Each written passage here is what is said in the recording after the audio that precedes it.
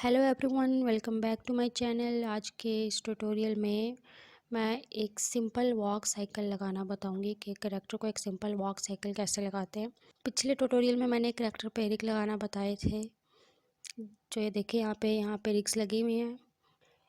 Rigging हमारी हुई भी है, जस्ट हम इसको जो है वॉक साइकिल दे देंगे। वॉक साइकिल जो है जस्ट इस पे लगा देंगे। ये कार्ड बनी हुई है, इस कार्ड पे एनिमेशन लगी हुई थी।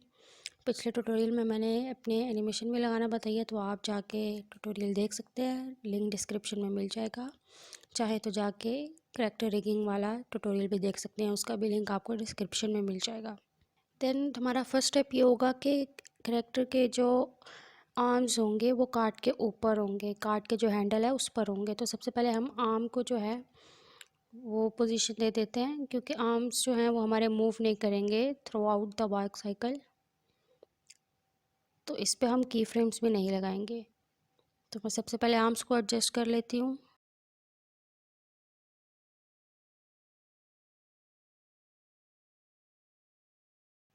Little bit down.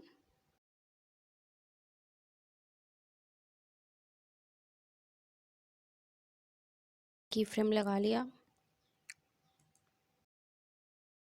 अब वैसे जो सिंपल एक प्रोसेस है जो ज़्यादातर जो बिगिनर्स जो हैं वो फॉलो करते हैं, स्टेप बाय स्टेप जो है एक एक करके इसकी बोन्स को मूव करते हैं इसको, और वॉक साइकिल लिख देते हैं।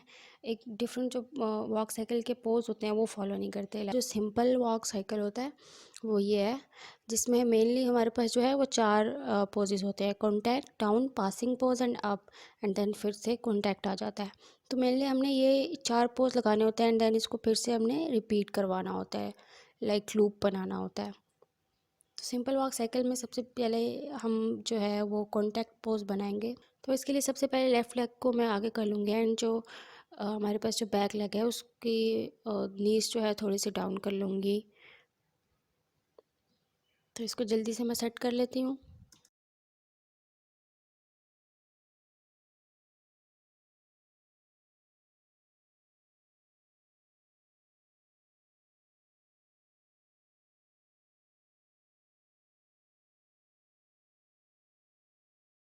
ये हमारा बन गया है कॉन्टैक्ट पोज। फिर मैं वो ओपन कर रही हूँ ड्रॉप शीट। ड्रॉप शीट पे जो है वो हम की फ्रेम्स लगाएंगे। तो यहाँ से मैंने ड्रॉप शीट ओपन कर ली।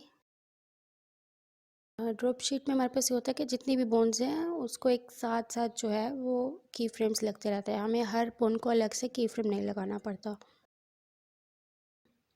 यहाँ पे जाके मैंने आई प्रेस किया तो हमारे पास जितनी भी बोन्स थी सब पे की फ्रेम्स लग गए हैं। इसको लोकेशन एंड रोटेशन दे देती हूँ, क्योंकि बाद में हमने इसको मूव भी करना है। तो ये देखिए हमारे पास जितनी बोन्स थी सब पे की फ्रेम्स लगे, हमें एक वन बाय वन जाके की फ्रेम लगाने की ज़रूरत नहीं पड़ी। को मैं ये कर देती हूँ ताकि हम बाद में इसकी क्योंकि रोटेशन चेंज करेंगे। नाउ अब हमने अगेन जो है वो कॉन्टैक्ट पोज बनाना है। जो लास्ट वाला हमारे पास कॉन्टैक्ट पोज था वो अब हम 15 फ्रेम पे जाके बनाएंगे। बाकी के जो 3 पोजेज रह जाएंगे वो हम इसी जो 1 to 15 फ्रेम है इस ड्यूरेशन के अंदर बाकी सारे पोजीशंस जो हमारे पास पोज थे उसको कवर करेंगे।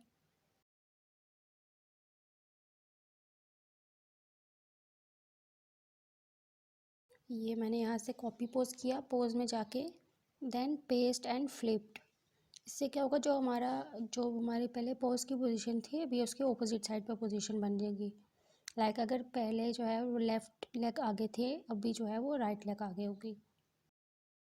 लेट्स सी कि ये अपनी पोजीशन चेंज कर रहा है, तो कोई बात नहीं, हम यहीं पे इसको बना लेते हैं। Okay, now you can see ये 2 पोज जो है हमारे बन गए हैं। कॉन्टैक्ट पोज फर्स्ट वाला और एंड वाला, बाकी के पोज हम इसी फ्रेम के बीच में बनाएंगे। तो अभी हम आ जाते हैं 7th फ्रेम पे। 15 का हाफ तो नहीं कर सकते, तो 7th फ्रेम पे आ जाएंगे। अब अगला पोज हम बनाएंगे जो हमारा मिडल वाला पोज था, पासिंग पोज, वो हम यहाँ मिड में बनाएंगे। तो पासिंग पोज में हमारे पास क्या हो रहा है कि एक लेग जो है वो बिल्कुल स्ट्रेट है एंड दूसरी लेग उसने बैक की तरफ उठाई हुई है। तो अब यहाँ पे हम पासिंग पोज बना लेते हैं जल्दी से। बोन्स को संभालना काफ़ी मुश्किल होता है ऐसी रिगिंग में। मैनुअली आपको हर एक चीज़ का ध्यान रखना पड़ता है, और क्योंकि ये लो पॉली है तो इसमें वेट पेंट्स वो यूज़ नहीं किए मैंने, सो इस वजह से भी थोड़ी सी दिक्कत आ रही है।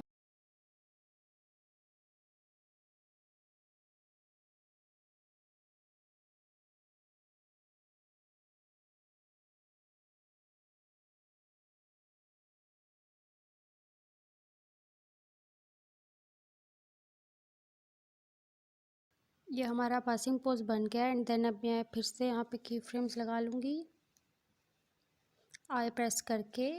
एक और चीज़ आपने जो है वो ध्यान रखनी है कि आपने बॉन्ड्स जो हैं वो सारी सिलेक्ट करनी है। आपने ए प्रेस करना है ताकि जितनी भी यहाँ पे रिग्स में जो भी जितनी भी बॉन्ड्स मूवमेंट लगी है वो सब सिलेक्ट हो जाए। देन आई प्रेस करना है। अब इसके हाफ में 1 और 7 के हाफ में जाके अब हम अपना नेक्स्ट पोज बनाएंगे जो है डाउन पोज। बेसिकली हाफ तो नहीं होगा बट 4 फ्रेम पे जाके हम अपना डाउन पोज बना लेंगे। तो यहाँ पे मैंने ए प्रेस करके सब सिलेक्ट करके की फ्रेम लगा लिया, एंड देन बाकी के जो हमारा मेनली बीच में गैप रह गया 7 और 15 के बीच में, तो यहाँ पे हम 11 फ्रेम पे जाके अपना जो अप पोज है वो बना लेंगे। तो मैं जल्दी से अप पोज जो है इसकी बॉन्ड सेट कर लेती हूँ। तो यहाँ पे भी मैंने ए प्रेस करके सब बॉन्ड्स को सिलेक्ट करके की फ्रेम लगा लिया। देन ये हमारा पूरा एक वॉक साइकिल बन गया है। इनमें जो ये येलो लाइंस आ रही हैं जो लगी हुई हैं, इसका मतलब है कि इनमें कोई मूवमेंट नहीं हुई। अब मैं इस वॉक साइकिल को कॉपी करके पेस्ट कर लेती हूँ। Now let's unhide the card.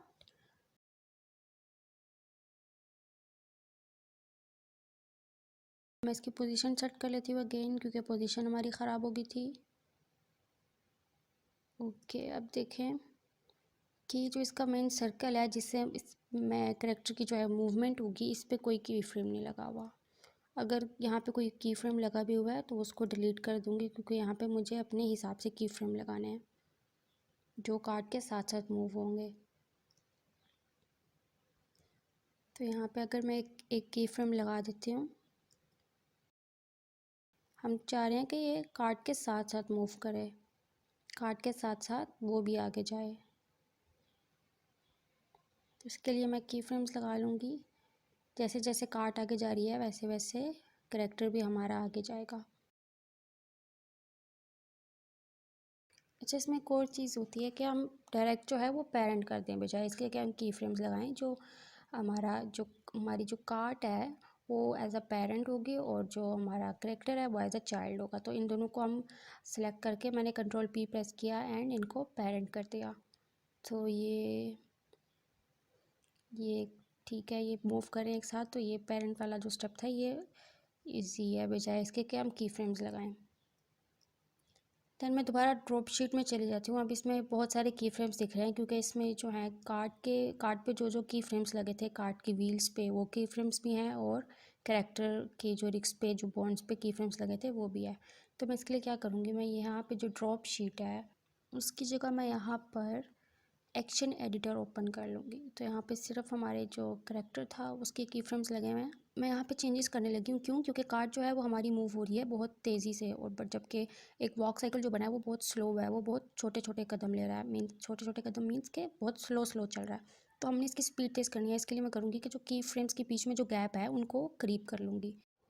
तो ये मैंने ए प्रेस करके सारे की फ्रेम सेलेक्ट किए, एंड देन 1 बाय 1 मैंने इनको क्लोज़ कर दिया। कंट्रोल एंड ऑल्ट जो की है वो यूज़ कर रही हूँ मैं। ऑल्ट से जो हमारे पास एक पूरा लूप है वो सिलेक्ट हो जाता है। वॉक साइकिल मुझे लंबा करना है। हमारी कार्ड जो है वो 100 फ्रेम्स तक मूव हो रही है, तो मुझे भी 100 फ्रेम्स तक की फ्रेम्स चाहिए।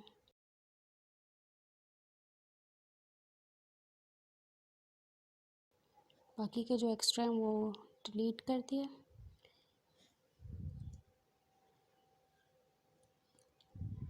ये हमारा 100 फ्रेम्स तक एक एनिमेशन बन गया। अब मैं इसको आपका फाइनल अगर रेंडर दिखाऊं तो फाइनल रेंडर इसका कुछ इस तरह से।